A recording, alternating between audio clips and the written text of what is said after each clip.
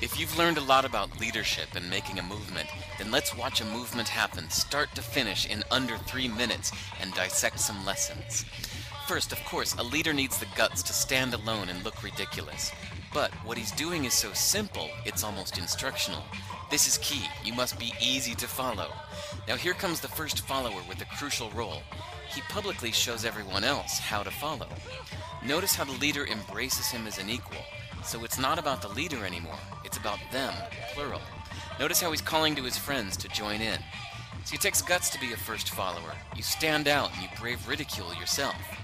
Being a first follower is an underappreciated form of leadership. The first follower transforms a lone nut into a leader. If the leader is the flint, the first follower is the spark that really makes the fire. Now here's the second follower. This is a turning point. It's proof the first has done well. Now it's not a lone nut and it's not two nuts. 3 is a crowd and a crowd is news. A movement must be public. Make sure outsiders see more than just the leader. Everyone needs to see the followers because new followers emulate followers, not the leader. Now here come 2 more people, then 3 more immediately. Now we've got momentum. This is the tipping point and now we have a movement. As more people jump in, it's no longer risky. If they were on the fence before, there's no reason not to join in now. They won't stand out, they won't be ridiculed, and they will be part of the in crowd if they hurry. And over the next minute you'll see the rest who prefer to stay part of the crowd, because eventually they'd be ridiculed for not joining. And ladies and gentlemen, that is how a movement is made. So let's recap what we've learned. If you are a version of the shirtless dancing guy, all alone, remember the importance of nurturing your first few followers as equals, making everything clearly about the movement, not you. Be public, be easy to follow. But the biggest lesson here, did you catch it? Leadership is overglorified. Yes, it started with the shirtless guy, and he'll get all the credit, but you saw what really happened.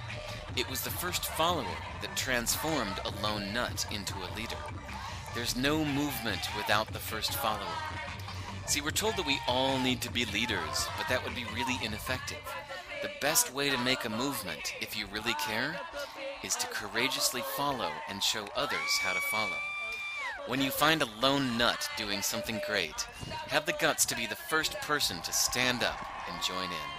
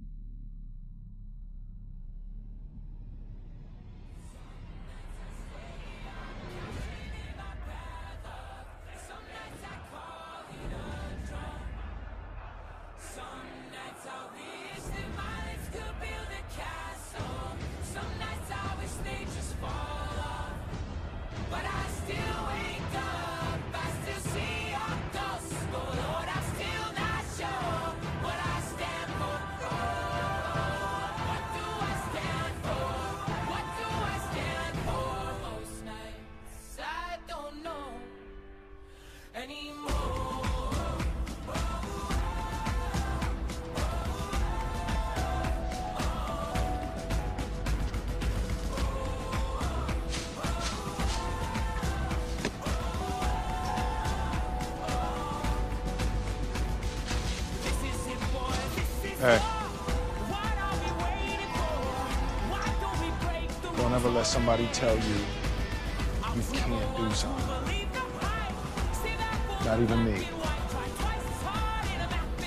Alright? You got a dream? You gotta protect it. People can't do something themselves. They want to tell you you can't do it.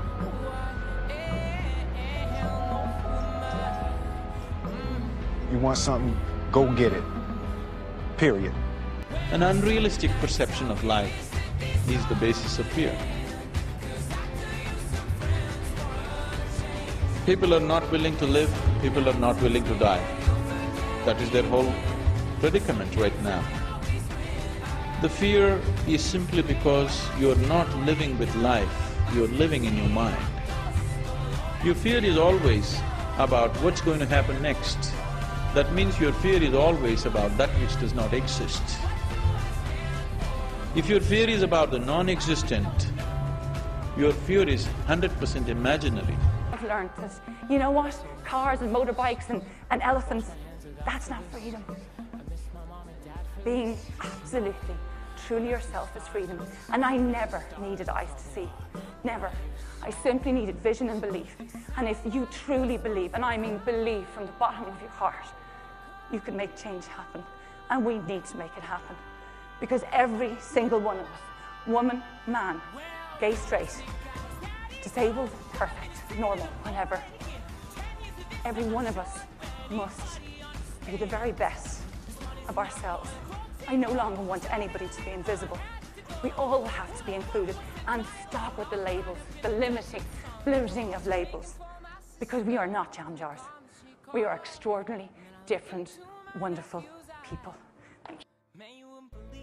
So that when I look up at the night sky, and I know that, yes, we are part of this universe, we are in this universe, but perhaps more important than both of those facts is that the universe is in us. When I reflect on that fact, I look up. Many people feel small because they're small and the universe is big, but I feel big because my atoms came from those stars. There's a level of connectivity. That's really what you want in life. You want to feel connected. You want to feel relevant. You want to feel like you're a participant in the goings-on of activities and events around you. That's precisely what we are, just by being alive. I saw that there is a community out there. There's this community of people that wants to make a difference in the world, and what the roadies do, we link that together. Being on the road, I think, is an incredible opportunity to understand better who you are and who you want to become. It's so easy to just wrestle in and settle in what you think life is all about, or what you think you're supposed to do with your life. I think it's cool when parents can be supportive of kids doing things that maybe aren't so traditional but can still have a lot of value in them. Like, the perfect window of time is never just going to open, and so you kind of have to take that leap of faith and just get out there and do it. If you are one of those few, it's almost like Henry V in this speech, like, we few, we happy few. Like, dang, you're a part of something huge. What better way than to be on the front lines of that action, of that movement? You don't always have a chance to make a difference. If it's even a tiny thought in your head, then do it. You have absolutely nothing to lose except to miss out on an incredible experience.